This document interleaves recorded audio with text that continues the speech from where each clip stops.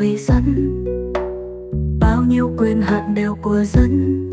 Công việc đổi mới xây dựng là trách nhiệm của dân. Sự nghiệp kháng chiến kiến quốc là công việc của dân. Chính quyền từ xã đến chính phủ trung ương do dân cử ra, đoàn thể từ trung ương đến xã do dân tổ chức nên. Nói tóm lại, quyền hành và lực lượng đều ở nơi dân. Nói tóm lại, quyền hành và lực lượng đều ở nơi dân. Dân vận là gì? Dân vận là vận động tất cả lực lượng của mỗi một người dân, không để sót một người dân nào, góp thành lực lượng toàn dân để thực hành những công việc nên làm, những công việc chính phủ và đoàn thể đã giao cho. Dân vận không thể chỉ dùng báo chương, sách vở, meeting, khẩu hiệu, truyền đơn, chỉ thị mà đâu.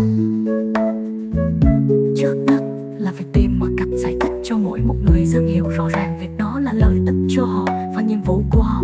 Họ phải hăng hái làm cho kỹ được.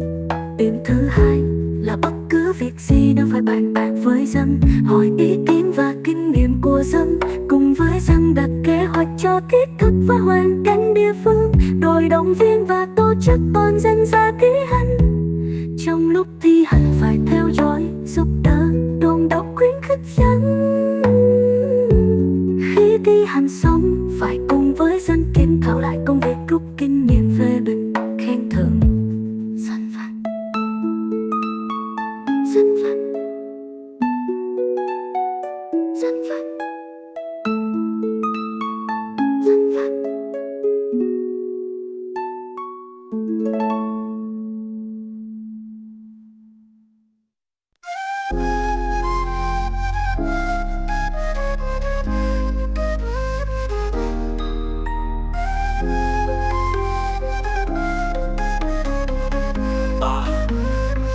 Ai phụ trách dân vận.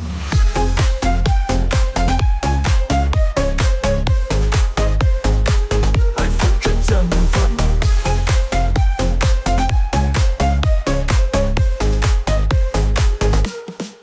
Tất cả cán bộ chính quyền, tất cả cán bộ đoàn thể và tất cả hội viên của các tổ chức nhân dân Liên Việt, Việt Minh vân vân đều phải phụ trách dân vận.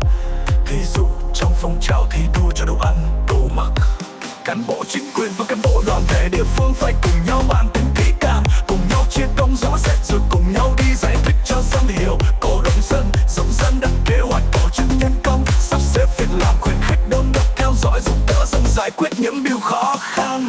Cán bộ căn nông thì họ bắt mật thiết với cán bộ địa phương, đi sát với dân, thiết thực bày vẽ cho dân cách trồng trọt, chăn nuôi, cách chọn giống, ủ phân làm co, vân vân.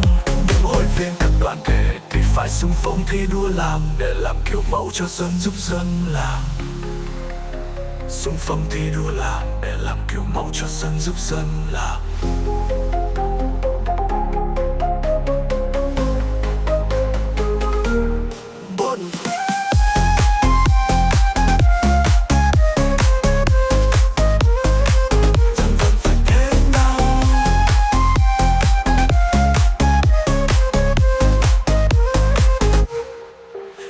Phụ trách dân vẫn cần phải óc nghĩ, mắt trông tai nghe, chân đi miệng nói tay làm, chứ không phải chỉ nói xuống chỉ ngồi viết mệnh lệnh.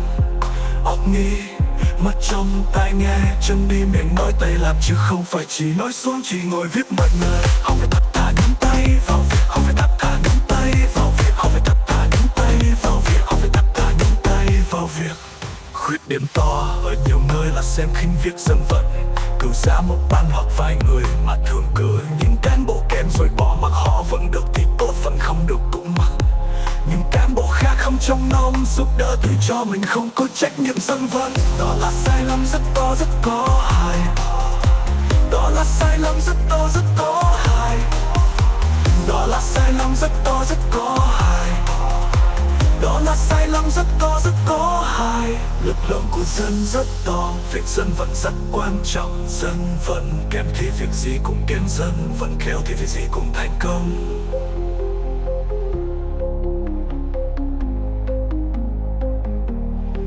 Lực lượng của dân rất to, việc dân vận rất quan trọng. Dân vận kém thì việc gì cũng kém, dân vận khéo thì việc gì cũng thành công.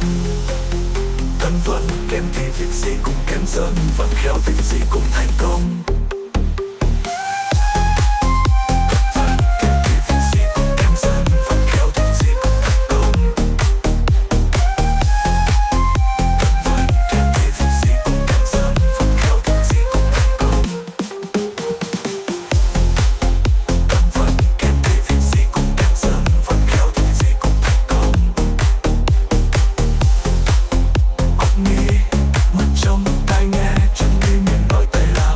thì việc gì cũng thành công.